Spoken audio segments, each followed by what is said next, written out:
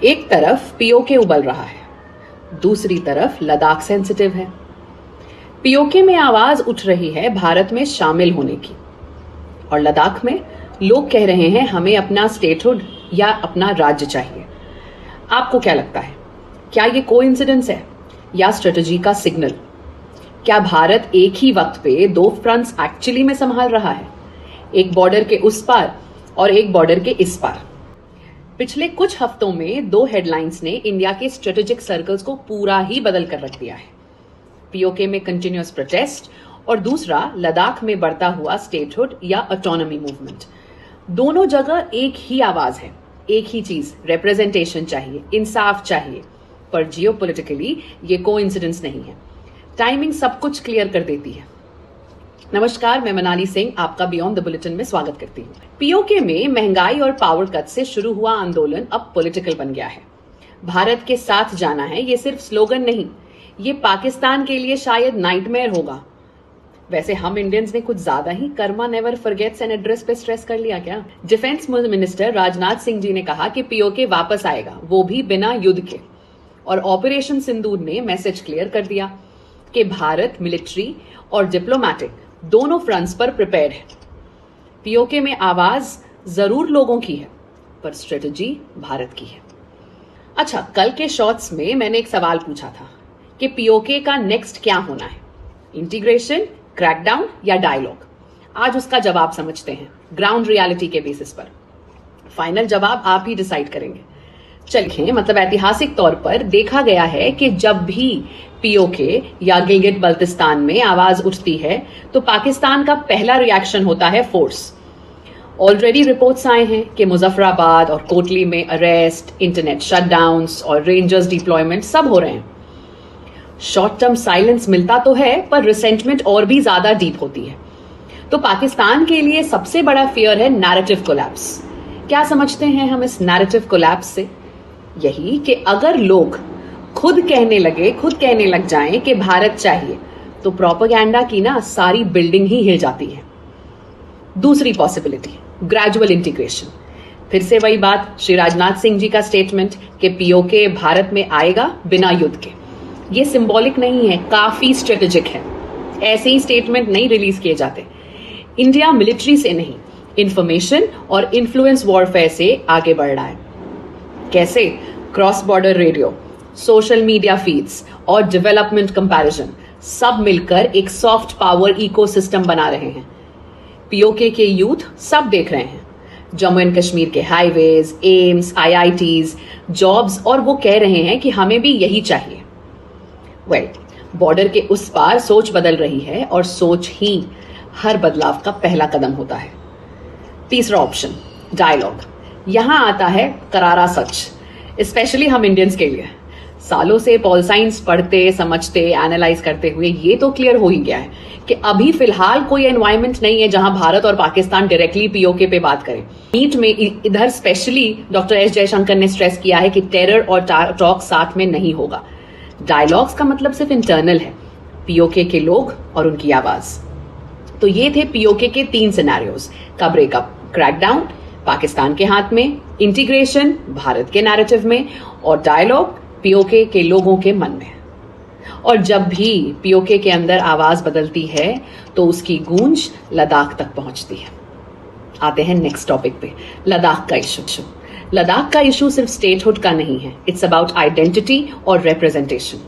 2019 में आर्टिकल 370 हटाकर लद्दाख को यूनियन टेरिटरी बनाया गया। सब बहुत खुश थे, पर अब 2 मुद्दे उभर के आए हैं।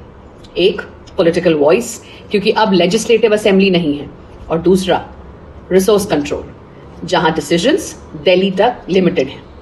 इसलिए डिमांड की जा रही है 6th शेड्यूल की, जहां ट्राइबल एरियाज को कल्चरल और एडमिनिस्ट्रेटिव प्रोटेक्शन मिलता है। नॉर्थ ईस्ट के स्टेट्स में ये ऑलरेडी है।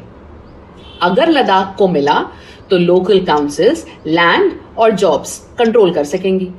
पर सरकार के लिए प्लीज नोट, ये चैलेंज है।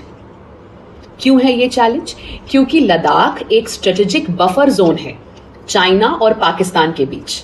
ये समझना इंपॉर्टेंट है। लद्दाख के लोग कहते हैं कि हम भारत से नाराज नहीं हैं, पर भारत में अपनी पहचान चाहिए। पीओके भारत में शामिल होना चाहता है, लद्दाख भारत के अंदर अपनी जगह चाहता है। मतलब एक आवाज बॉर्डर के उस पार उठ रही है, एक इस पार। दोनों भारत की कहानी के दो चैप्टर्स हैं। अब सवाल यह है कि स्टेटहुड देना चाहिए या नहीं देना चाहिए, जिसपे बहुत कुछ हो रहा है, बहुत पर्सपेक्टिव्स हैं देश में, बहुत ओपिनियंस आ रहे हैं। तो एक तरफ लोकतांत्रिक रिप्रेजेंटेशन का लॉजिक, मतलब डेमोक्रेटिक रिप्रेजेंटेशन, दूसरी तरफ नेशनल सिक्योरिटी का कंसर्न। लद्दाख का बॉर्डर चाइना और पाकिस्तान दोनों से लगता है। अब ये कि फ्रैगमेंटेड पॉलिटिक्स यहां डिफेंस कोऑर्डिनेशन को कॉम्प्लिकेट कर सकती है ना। यूनियन टेरिटरी मॉडल में डायरेक्ट कमांड है, स्टेटहुड लाने से डुअल कंट्रोल होगा। जम्मू एंड कश्मीर जैसे फ्रिक्शन रिस्क भी होने लग जाएगा।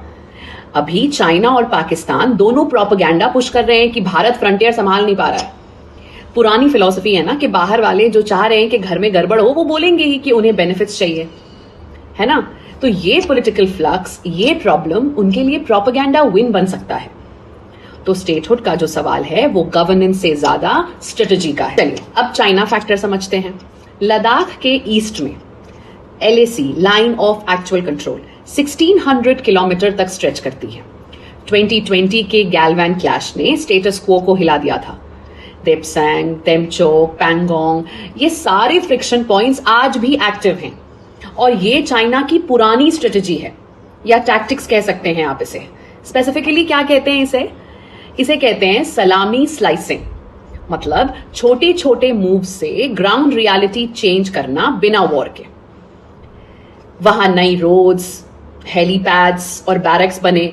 भारत ने भी काउंटर बिल्डअप किया, फिर BRO रोड टनल्स और एयर स्ट्रिप्स भी करे। तो इन शॉर्ट डिप्लोमेसी और डेटरेंस दोनों साथ चल रहे हैं। आप SCO समिट का सोच रहे होगे ना, शंघाई कोऑपरेशन। नो। सो SCO समिट में हैंडशेक होता है, पर ग्राउंड पे मिसट्रस्ट अभी भी जिंदा है। LAC अब तक कंट्रोल टेंशन जोन बन गई है, जहां कंपटीशन कांस्टेंट है। लाइफ में भी होता है ना, कंपटीशन कहीं कांस्टेंट, लेकिन मैटर स्टिल है कंट्रोल में, टेंशन के मामले में। तो बॉर्डर्स काम दिखते जरूर हैं, पर बीनीथ दैट काम कंपटीशन इज कांस्टेंट।